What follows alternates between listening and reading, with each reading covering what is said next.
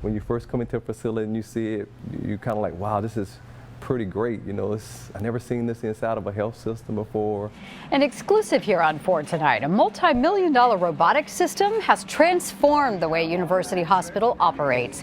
News 4 San Antonio's Jim Lefkoe explains what 24 automated guided vehicles do every single day at the Progressive Medical Facility. It's a story you'll see only on 4.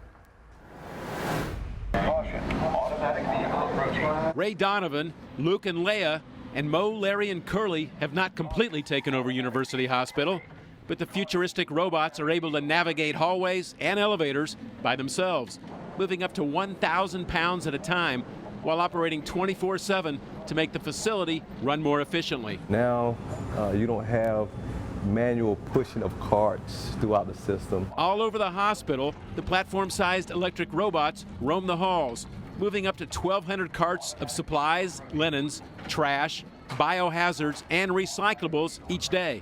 They are programmed to follow a virtual path as they navigate around the hospital. No rogue robots. Verbal warnings offer alerts. Attention, vehicle is about to move forward. When the AGVs approach at a speed about the same as a person walking. It's allowed the workers to focus on their main task in their department and not have to move supplies from one department to another. Robots first came to the hospital in 2014 when the Sky Tower was built. The system is around about $4 million and paid for itself in about 3 to 4 years. That's because it does the work of 36 people and requires less than $50,000 in maintenance per year.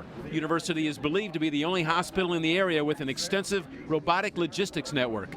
It's become so commonplace that scenes like this one have become the exception rather than the rule.